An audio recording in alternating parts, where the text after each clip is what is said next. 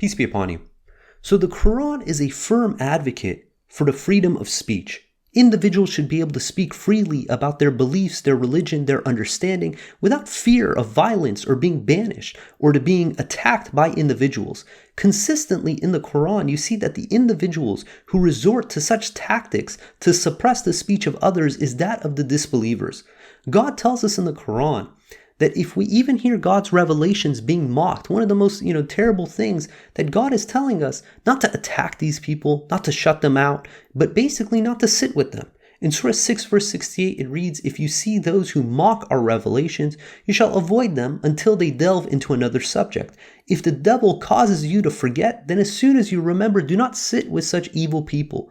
That God is acknowledging people who mock God's revelations as being evil. But the response is not to attack them. It's not to neutralize them. It's not to banish them. The tactic is not to sit with them. Don't give them attention. If you want to fight someone who is saying something you don't agree with, the proper approach is to ignore them. But you see that in the Quran, the individuals who try to suppress the speech, the voice of other people, the people that they disagree with, consistently happens by the disbelievers. A perfect example of this is Pharaoh. Pharaoh uses his kingship to intimidate and threaten violence upon those he doesn't agree with. And he belittles individuals who don't share the same opinion as him. In Surah 43 verse 51 through 53, we read, "Pharaoh announced to his people, 'O my people, do I not possess the kingship over Egypt? And these flowing rivers belong to me. Do you not see? Which one is better, me or that one who is lowly and can hardly speak? How come he does not possess treasures of gold? How come the angels do not accompany him?'" That what Pharaoh is doing an ad hominem attack against Moses. He's mocking the fact that Moses has this speech impediment where his tongue gets tied. And he's saying that this individual who can hardly speak, he doesn't deserve to have his voice being heard. But it gets even worse. When the magicians fell prostrate before God because they witnessed the miracle with their own eyes and they realized that the message that Aaron and Moses provided was from God, this was Pharaoh's response.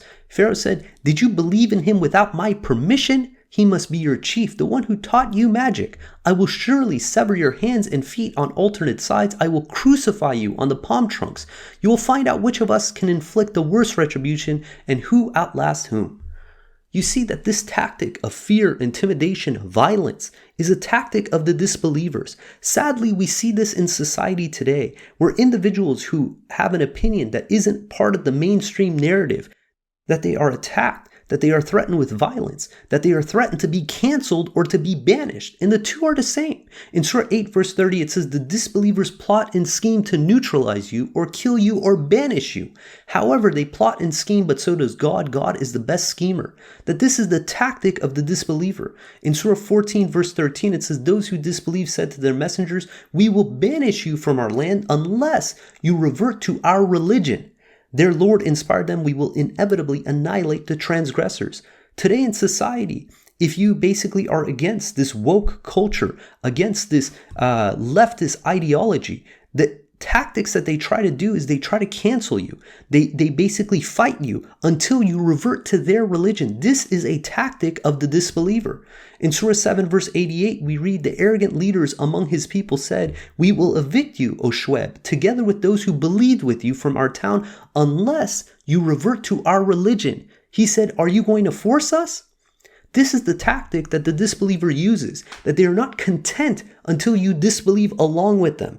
In Surah 109, entitled "The Disbelievers," or in Arabic, Al-Kafirun, it reads, "O you disbelievers, I do not worship what you worship, nor will you worship what I worship, nor will I ever worship what you worship, nor will you ever worship what I worship. To you is your religion, and to me is my religion." This is the tactic of the believer, that each person is allowed to believe whatever they want, be it belief or disbelief.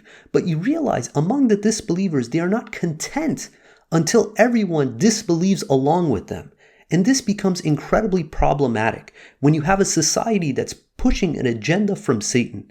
And you think about what they do to individuals who do not side with their understanding in regards to, say, homosexuality, transgenderism, socialist norms, that individuals who do not share those beliefs, that they attack them, that they threaten to banish them, that they threaten to cancel them. In Surah 26, verse 167, In regards to Lot, they said, unless you refrain, O Lot, you will be banished. And what was it that Lot was doing? He was preaching to them that their sinful conduct was not appropriate. He wasn't fighting them. He wasn't attacking them. He was using his words to communicate morality. In Surah 27, verse 54 through 56, it reads, Lot said to his people, how could you commit such an abomination publicly while you see? You practice sex with the men lustfully instead of the women. Indeed, you are ignorant people. The only response from his people was their saying, banish Lot's family from your town. They are people who wish to be pure. The disbelievers have a problem with individuals who are spreading morality, individuals who are thinking consciously of God, that they are not content with them until they abandon their religion and join them in disbelief. And this is the difference between belief and disbelief. This is the difference between a believer who spreads God's message and a disbeliever who fights anyone who has a differing opinion than they do. Now, there are other ways that individuals can fight speech that are a lot more subversive, that aren't as apparent. And keep in mind, Satan is an incredibly tricky individual. He threatened that he's going to come from our right, from our left, from our front, our back, that he has all these tricks up his sleeve. And what Satan wants is to suppress the speech that goes against his narrative. So we read in Surah 17, verse 61, it reads, when we said to the angels, fall prostrate before Adam, they fell prostrate except Satan. He said, shall I prostrate to one you created from mud? He said, since you honored him over me, if you respite me till the day of resurrection, I will possess all his descendants except a few. He said, then go, you and those who follow you will end up in hell as your requital, as an equitable requital. And then in the following verse, God is setting the limitations to what Satan is allowed to do. In Surah 17, verse 64, it reads, you may entice them with your voice and mobilize all your forces and all your men against them. So God is saying that the limitation that Satan has is that he can use his voice and to mobilize his forces against them. What's interesting is the Arabic that's used, that's translated as entice, when it says you may entice them with your voice, is wayastafiz. Wayastafiz is indicative of scaring or banishing. We see the same root used two other times in the Quran, both in Surah 17. One is in 1776, where we read, they almost banished you from the land to get rid of you so that they could revert as soon as you left. And you see that same root, la yastafizunaka, used in 76 in the sense for banish. And we see the same root used again in 17:103 when it reads in regards to Pharaoh. It says, when he pursued them as he chased them out of the land, we drowned him together with those who sided with him, all of them. And we see that it's the same root, yastafizihum, which in this case is to chase them out or to scare them. But again, with language, with words, is what's being insinuated in 1764, that when God is saying that Satan is allowed to entice them with his voice and mobilize all his forces and all his men against them, that this is one of the tactics that Satan is allowed to employ, that he uses his speech in order to shut out dissenting opinions. And what's fascinating is when we continue reading, we see that it pivots to a different topic that seems almost unrelated. And there's an interesting phenomenon in the Quran that when you see these two these two topics that come after one another that seem unrelated, there's something deeper there for us to pull from. So we just read about this discussion that God had with Satan and the tactics that Satan was allowed to utilize. And it continues in 1766, talking about ships floating. It says, your Lord is the one who causes the ships to float on the ocean, that you may seek his bounties. He is most merciful towards you. If you are afflicted in the middle of the sea, you forget your idols and sincerely implore him alone. But as soon as he saves you to the shore, you revert. Indeed, the human being is unappreciative. Have you guaranteed that he will not cause the land on shore to swallow you, or that he will not send upon you a tempest? Then you find no protector. Have you guaranteed that he will not return you to the sea another time, then send upon you a storm that drowns you because of your disbelief? Once this happens, we will not give you another chance. Now, if we read these two groups of verses back to back, we'd say, what is the connection between these ships in the middle of the sea and the possibility of being drowned out, and that of Satan in his tactics that he's allowed to use against the human being? Our voices cause waves of sound through the air in order to be perceived. And what happens in a discussion is two people, in essence, are at a debate. And one side is speaking for the truth and the other side is speaking for falsehood. Now, in that debate, you might end up losing despite being on the side of truth. And at that moment, when you're losing in that debate, it's as if you've been stranded in the middle of the ocean and you implore God to give you the right words to strengthen your argument, and He saves you. But what happens the next time you're in that same predicament? Do you forget your Creator? Do you forget God? That no different than a boat in the middle of the ocean, that when we are in this discussion, in these heated moments, having these discussions, pushing this air through this medium of waves to communicate, that sometimes we get stranded as well. And if we forget that, and we're going to be left in the middle of the ocean without a life vessel. In Surah 38, verse 22 through 23, we read about the two feuding brothers who came to David to ask to settle their dispute. What's interesting is the word that the brother uses who only had a single sheep. It says, when they entered his room, he was startled. So that was David was startled. They said, have no fear, we are feuding with one another, and we are seeking your fair judgment. Do not wrong us and guide us in the right path. It says, this brother of mine owns 99 sheep while I own one sheep. He wants to mix my sheep with his and continues to pressure me. The Arabic for this continues to pressure, it would literally be translated as he overpowers me in speech or debate. The word is khitabi, which is from the same root as the word for khutbah, meaning a sermon. That this individual, this brother with the 99 sheep, he overpowers him in his argumentation. Now, he is the one who's in the wrong, trying to pressure his brother to give up his one remaining sheep. And God is saying that this is a tactic that individuals use in order to gain supremacy, no different than what Pharaoh was attempting to do to Moses when he was criticizing him and said, the one who can hardly speak. Now, in this discussion, what could happen is that our speech gets drowned out. When you have a mob of people who are angry and they are the majority, they can drown out the voices of those in the minority. No different than a boat in the middle of the sea that has no life vessel, that has waves upon waves crashing upon it. That it's these times when we implore God for the right words, for the right argumentation, for the right salvation to save us from these moments, because this is one of the devil's tactics, that he will try to use his minions, his followers, to subvert the speech of individuals that are preaching the worship of God alone, that are preaching righteousness and morality, that these become the voices that get drowned out in society. And there's another tactic that the devil uses in order to manipulate, in order to trick people in speech. And it's by obscuring language. And it's another tactic that the devil uses. In Surah 2, verse 102, we read about certain knowledge that was disseminated by the two angels of Babel, Harut and Marut. And it reads, they pursued what the devils taught concerning Solomon's kingdom. Solomon, however, was not a disbeliever, but the devils were disbelievers. They taught the people sorcery, and that which was sent down through the two angels of Babel, Harut and Marut. These two did not divulge such knowledge without pointing out, this is a test. You shall not abuse such knowledge. But the people used it in such evil schemes as the breaking up of marriages.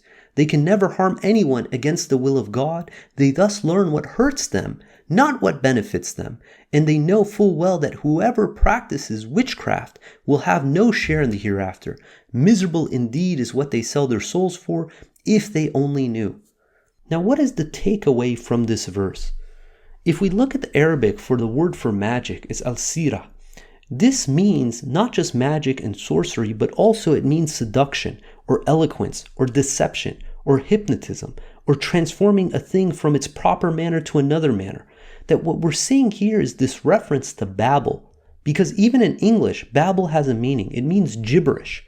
It means words that don't mean anything. In the history of the Tower of Babel, that notice it doesn't use the term Babylon, it uses Babel in regards to the where the two angels went. That the story behind the Tower of Babel was that people had one common language to communicate. But when they were using this method for nefarious reasons, that their language was obscured, scattered, and obfuscated. that they weren't able to communicate. And because they weren't able to adequately communicate with one another, they were no longer to make progress. And this is another tactic that the devil uses in order to limit our abilities for growth by deteriorating and obscuring language.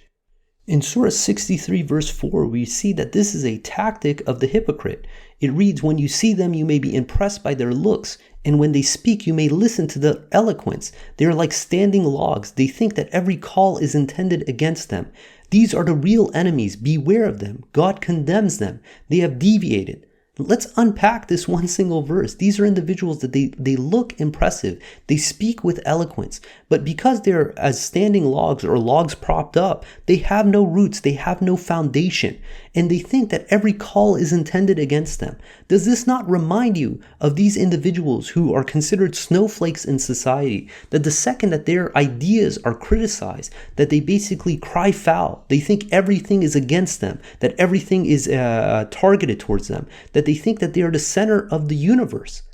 This is the tactic that the devil uses to instill into his subjects and to propagate in this world.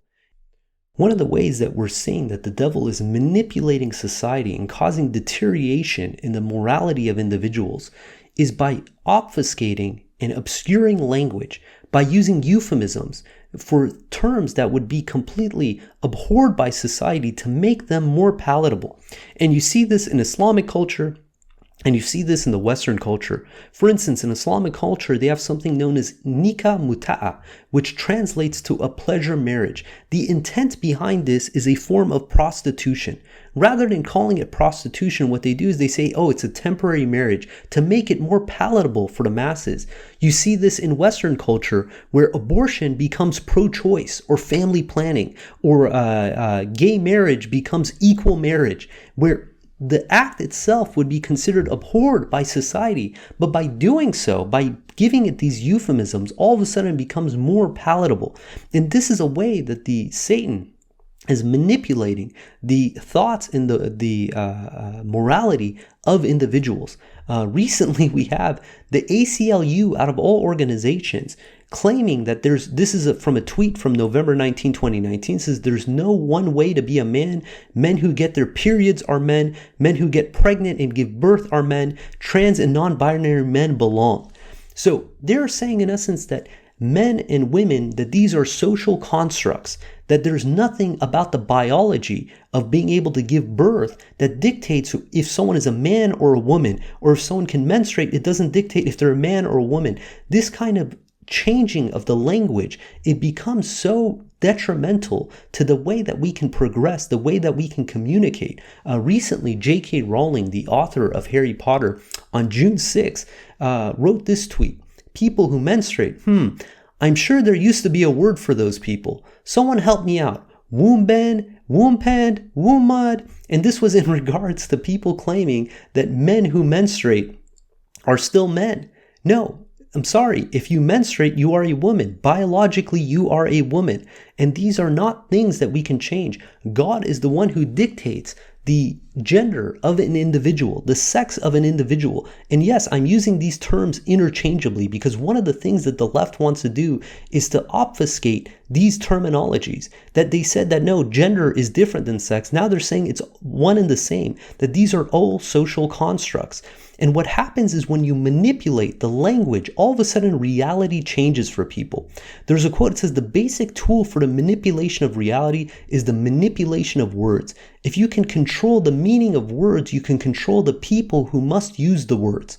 So what we're seeing right now is a mass campaign from individuals to change the meanings of these words. And you saw this heavily prior, but predominantly among the BLM movement, that they're changing the word of racism to include systematic racism, where neither of these terms are defined. What does that even mean? And this all stems back from something known as postmodernism.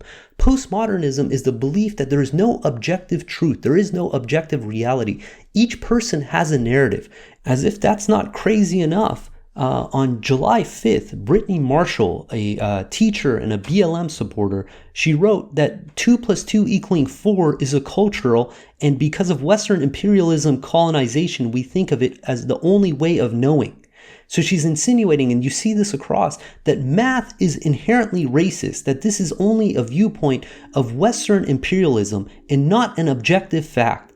Now, when we live in a society where there is no objective truth, then everything becomes permissible. Because if these foundations of fact, of truth, of science are debatable, then nothing stands. Then we have no foundation, we have no way of being able to communicate, and we become the Tower of Babel. I want to look at one other piece of how, when we obscure language and the meanings of words and the way that we communicate, that it leads to corruption. There's two verses in the Quran that, again, they appear to not be related, but they come one after the other. In 2:188, it says, "You shall not take each other's money illicitly, nor shall you bribe the officials to deprive others of some of their rights illicitly while you know."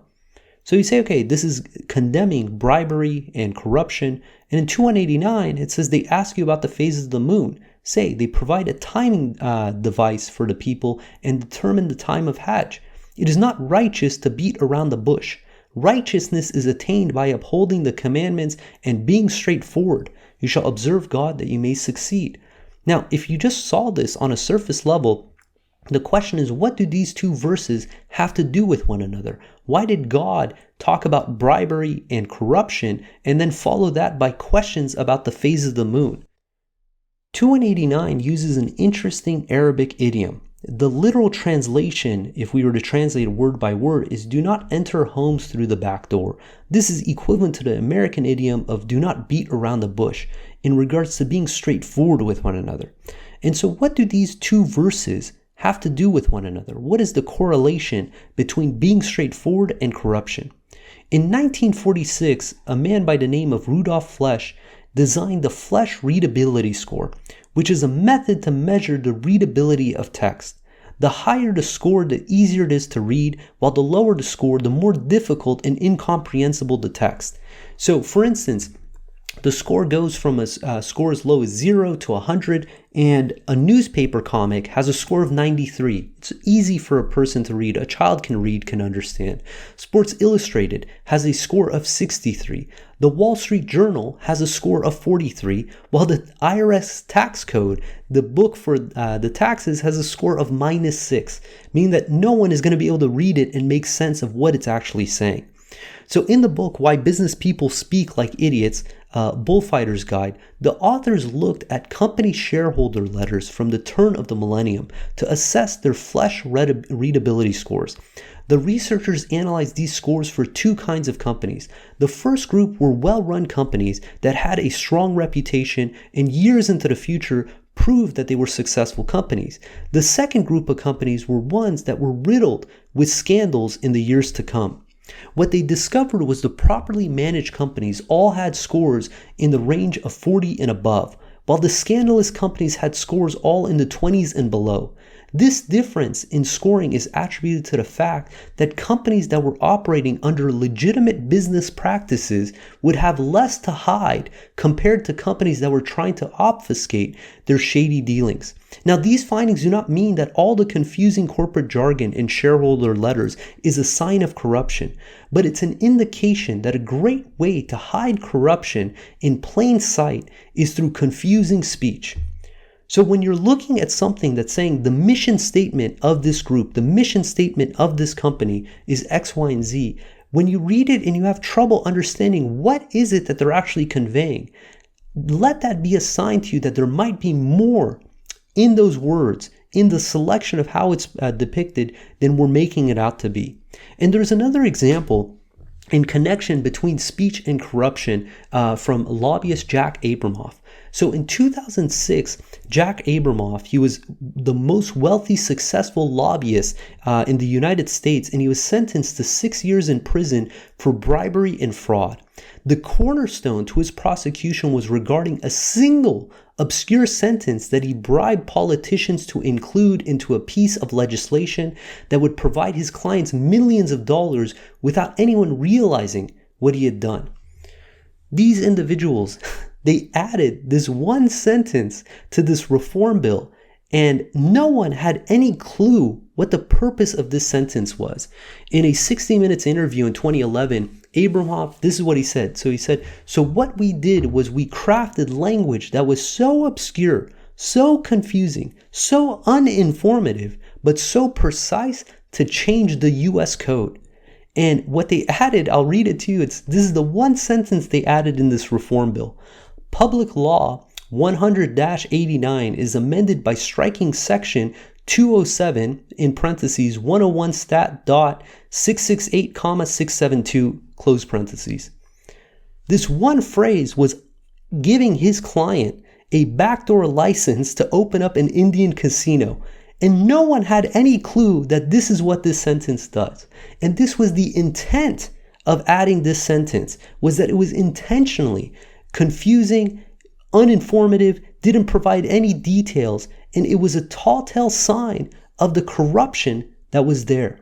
So now when we read these verses where it says, you shall not take each other's money illicitly, nor shall you bribe the officials to deprive others of some of their rights illicitly, while you know, we see that that is the connection with being straightforward, using language that conveys meaning, and not trying to confuse individuals with jargon or deceptive speech, that this is not a sign of the believer. So God willing, let's recap on what we learned. 1, the Quran strongly advocates the freedom of speech, that the individuals consistently in the Quran who are trying to squash dissenting opinions, who are trying to banish individuals, who are trying to cancel individuals from being able to speak freely, are those of the disbelievers. That what the devil does is he tries to intimidate people and drown them out with his speech. And when the devil wins over an individual, the way that they try to make these heinous, abhorrent acts palatable to the masses is by obscuring the language, by using euphemisms, by tricking people into believing something that is morally apprehensible. So God willing, we're going to end there. If you guys got comments or questions, please hit us up at QuranTalk@gmail.com, and please download the Quran Study app on iOS to get the word-by-word Arabic translation of the Quran along with the translation of the verse as a whole. And if you guys like the podcast, please leave us a review, share it with other people, and until next time, peace and God bless.